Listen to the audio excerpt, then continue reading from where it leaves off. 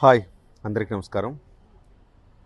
సరిగ్గా ఏడాది క్రితం ఇదే రోజున ఒక సినిమా రిలీజ్ అయి చరిత్ర పుటల్లో స్థానం సంపాదించింది. ఆ సినిమా పేరు పుష్ప 2. అల్లు అర్జున్ హీరోగా నటించిన ఈ సినిమా రిలీజ్ అయి 1800 కోట్లకు పైగా కలెక్షన్లతో తెలుగు సినిమా చరిత్రను తిరగరాసింది. ఇది ఒక కోణం.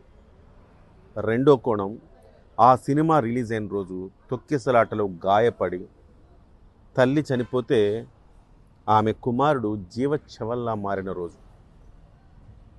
అందరికి గుర్తుండే ఉంటుంది. డిసెంబర్ 4, 2024లో పుష్ప 2 రిలీజ్ అయిన సందర్భంగా దాదాపు 3000 రూపాయలు బ్లాక్లో టికెట్లు కొని అనేక మంది ఆర్టీసీ క్రాస్ రోడ్స్లో సినిమా చూశారు.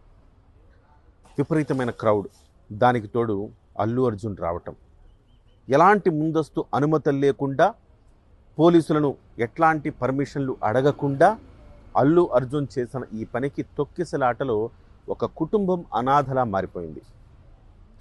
తల్లి, కొడుకు, కూతురు, ఆమె భర్త, ఒక నలుగురు కుటుంబం 12,000 రూపాయలు ఖర్చు పెట్టి అల్లు అర్జున్ మీద ప్రేమతోటి పుష్ప 2 సినిమాకి వెళ్ళారు.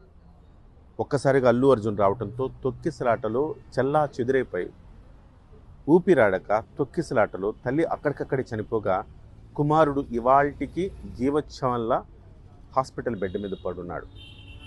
ఇప్పటికి సొంతంగా శ్వాస తీసుకోలేడు, సొంతంగా ఏమి ఘన పదార్థాలు తినలేడు. ద్రవ పదార్థాలు అతని నోటి వెంట అమర్చడానికి ఒక సిస్టమ్. గాలి పీల్చుకోలేడు. గాలి పీల్చుకోలేకపోతే బతకటం కష్టం కదా. గొంతు దగ్గర రంధ్రం చేసి కృత్రిమంగా అతనికి శ్వాస అందిస్తున్నారు. కనీసం చేతులు కాళ్ళు కదపలేడు. జీవచ్ఛవం అంటే దానికి అర్థం ఆ అబ్బాయి అని చెప్పాలి, శ్రీతేజ్. బంగారం లాంటి భవిష్యత్తు. ఆ సినిమాకి వెళ్ళక ముందు వాళ్ళ ఆనందం ఎలా ఉండేది, వాళ్ళ కుటుంబం ఎలా ఉండేది, ఎంతో ఉల్లాసంగా ఉండేవాళ్ళు. ఒక్కసారిగా ఆ ఘటన వాళ్ళ కుటుంబాన్ని ఇలా తిప్పేసింది. ఆ తర్వాత జరిగిన పరిణామాలు అందరికీ తెలిసిందే. అల్లు అర్జున్ని కేసు పెట్టారు, అరెస్టు చేశారు. మళ్ళీ అదొక ప్రహసనంలా మారింది. అల్లు అర్జున్ పక్క రోజు వచ్చేశారు. అల్లు అర్జున్ని పరామర్శించడానికి పొలోమంటూ సినిమా ఇండస్ట్రీ మొత్తం పరుగులు పెట్టింది. ఆయన ఏదో స్వతంత్ర సమరయోధుల్లో లాగా, అంటే జైలుకి వెళ్ళి వచ్చిన ఒక వీరుళ్లాగా, స్వతంత్ర సమరయోధుళ్లాగా ఆయన్ని పరామర్శించడానికి తెలుగు ఇండస్ట్రీ క్యూ కట్టింది. పాపం శ్రీతేజ్ కుటుంబాన్ని పరామర్శించడానికి ఒక్కడూ వెళ్ళలేదు. సో ఆ ఘటన కళ్ళ ముందు ఇప్పటికీ చాలామంది కదలాడుతూనే ఉంటుంది. కనీసం ఘటన జరిగిన 48 గంటల పాటు అల్లు అర్జున్ కనీస స్పందన లేదు. చాలా దుర్మార్గమైన పరిస్థితి, కనీస స్పందన లేదు. అయితే 48 గంటల తర్వాత అల్లు అర్జున్ దాని మీద స్పందిస్తూ దాదాపుగా మైత్రి మూవీసు, అల్లు అర్జున్ అందరూ కలిపి మనమందరం కూడా మీడియా తరపున ఎంతో ఒత్తిడి చేశాం. చాలా పెద్ద ఎత్తున స్టోరీలు చేశాం. కిరణ్ టీవీ న్యూస్లో ఒక రేంజ్లో వీడియోలు ఒక్కొక్కటి 3 లక్షలు 4 లక్షల మంది వీక్షించారు. సో చాలా పాపులర్ అయింది ఆ రోజు, ఆ వైరల్ అయిన ఆ వీడియోలన్నీ కూడా. చివరికి ఆ నిర్మాతలు కావచ్చు, హీరో అల్లు అర్జున్ కావచ్చు, స్పందించాల్సిన పరిస్థితులు వచ్చినాయి. స్పందించారు. స్పందించి 2 కోట్ల రూపాయలు వాళ్ళకి ఇచ్చారు. ఆ రోజు అల్లు అర్జున్ చెప్పింది ఏంటి? జీవితాంతం ఆ కుటుంబానికి అండగా ఉంటాము అని చెప్పారు. ఆ పిల్లవాడికి అయ్యే ఆరోగ్య సమస్యలకు, అంటే చికిత్సకు అయ్యే ఖర్చులు భరిస్తాము అని చెప్పారు. కానీ ఇప్పుడు ఏం జరిగింది? 2 కోట్ల రూపాయలు ఆ కుటుంబానికి ఇచ్చారు. ఆ 2 కోట్ల రూపాయలతో వచ్చే వడ్డీని ఆ పిల్లల పేరు మీద వేస్తే, ఒక పాప బాబు పేరు మీద వేస్తే, దాని నుంచి వచ్చే వడ్డీని వీళ్ళు కుటుంబం వాడుకోవచ్చు అని చెప్పారు. అంటే బ్యాంకు వడ్డీ ఎంత వస్తుందండి? దాదాపు 1 కోటి రూపాయలకి ఒక 70,000 వస్తుంది, 60,000-70,000 నాకు తెలిసి, సబ్జెక్ట్ టు కరెక్షన్. అంటే దాదాపుగా 1,00,000 రూపాయల వరకు వస్తుంది. 1,20,000 అట్లా వస్తుందేమో.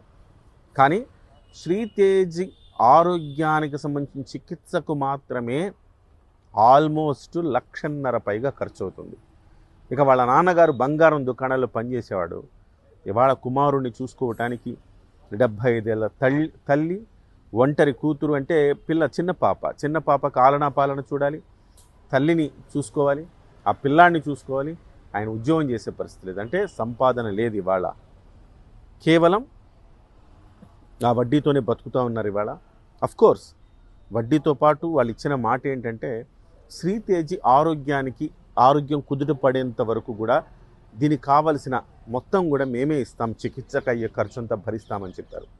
దాదాపు రూపాయలు ఇప్పటికీ ప్రతి నెల ఖర్చు పెట్టాల్సి వస్తుంది. ఈ రూపాయలు వచ్చే వడ్డీని తీస్తే చివరికి వాళ్ళకి మిగిలేది ఏం లేదు. కాబట్టి పైగా అల్లు అర్జున్ మేనేజర్లకి వాళ్ళకి వీళ్ళకి అందరికీ ఫోన్లు చేస్తే ఎవ్వరి నుంచి స్పందన లేదట. ఇదేనా ఆశించేది? ఇదేనా మీరు ఇచ్చిన మాట? ఎంత దుర్మార్గం చూడండి. ఒక బిడ్డ చావు బతుకుల మధ్య జీవచ్ఛావంలా ఉన్నప్పుడు ఎట్లా మనకు అన్నం ఎట్లా తినబుద్ధి అవుతుంది? దానికి కారణమైన వాళ్ళకి అన్నం ఎట్లా తినబుద్ధి అవుతుంది? మొత్తం ప్రభుత్వం ఏం చేసింది? అల్లు అర్జున్ గారిని అరెస్ట్ చేసింది, ఆయన్ని మళ్ళీ రిలీజ్ చేసింది. ఆ కేసు ఏమైందో ఇప్పటివరకు తెలియదు.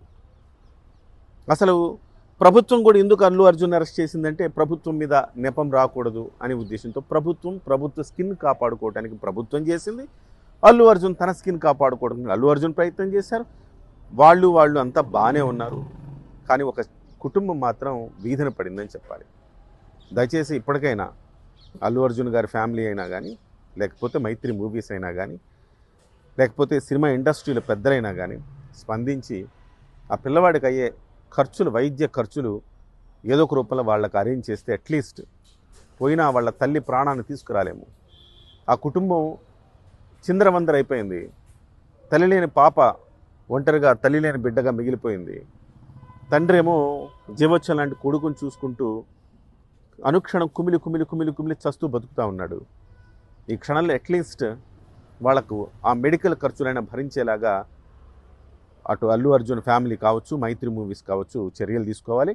చర్యలు తీసుకునేలాగా సినిమా ఇండస్ట్రీలోని పెద్దలు వాళ్లను ఆ రకంగా వాళ్ళకి డైరెక్ట్ చేయాలి, లేదా చెప్పాలి, లేదా ఒత్తిడి చేయాలని చెప్పేసి నేను కోరుతా ఉన్నాను. ఏదేమైనా ఒకటి ప్రజలంతా కూడా గమనించాల్సింది, హీరోలను అభిమానించవచ్చు, ఆరాధించవచ్చు. కాకపోతే ఇలాంటి ప్రమాదకరమైన పరిస్థితుల్లో మొదటి రోజే సినిమా చూడాలనే ఉత్సుకతతో వెళ్ళిపోయి ఇలా ప్రాణాల మీదకు మాత్రం తెచ్చుకోకండి. ఇది ఒక పెద్ద ఉదాహరణ చాలామందికి. మీ దగ్గర టికెట్ ఉంటే, పాపం దుర్మార్గమైన పరిస్థితి ఏంటంటే వాళ్ళ దగ్గర టికెట్ ఉంది, 3,000 5,000 ఏదో కొనుక్కున్నారు వాళ్ళు. టికెట్ ఉంది కదా, ఇంకా టికెట్ ఉన్నప్పుడు ఇంకెందుకు తొక్కిసలాట జరుగుద్ది అనుకుని వెళ్ళారు. ఈలోపు అల్లు అర్జున్ వచ్చారు, తొక్కిసలాట జరిగింది. సినిమా ఇండస్ట్రీ పెద్దలైనా కానీ ఆలోచించాల్సింది ఇవే. సో ఎక్కడైనా క్రౌడ్, పవన్ కళ్యాణ్ గారు ఎప్పుడు ఏదైనా మొన్న తుఫాన్ వచ్చినప్పుడు పవన్ కళ్యాణ్ గారు ఒక మాట అన్నారు, నేను వస్తే మరింత గందరగోళం ఏర్పడుతుంది కాబట్టి నేను రాకుండా ఆఫీసులో ఉండి ఆయన రివ్యూ చేశారు. Yes, it's true. భారతదేశంలో సినిమా తారలంటే డెమిగాడ్స్, వాళ్ళని దైవాంశ సంభూతులుగా భావిస్తారు. అలాంటప్పుడు తొక్కిసలాట జరుగుతుంది. సో ఇవన్నీ కూడా దృష్టిలో పెట్టుకొని సినిమా తారలు వ్యవహరించాలా, ప్రజలు కూడా స్వీయ క్రమశిక్షణ పాటించి తీరాలి. ఇలాంటి వాటిల్లో ప్రజలు కూడా జాగ్రత్తగా ఉండాలని మరొక్కసారి మనవి చేసుకుంటున్నా. శ్రీతేజ్ ఆరోగ్యం కుదుట పడాలని, మళ్ళీ అందరి కళ్ళ ముందు చక్కగా ఆయన తిరుగుతూ ఉండాలని, ఆరోగ్యంగా, సంపూర్ణ ఆరోగ్యంగా తిరిగి రావాలా. భగవంతుడు ఆ రకమైన ఆయుష్ను, ఆరోగ్యాన్ని ఆ పిల్లవాడికి ఇవ్వాలని మనందరం కోరుకుందాం.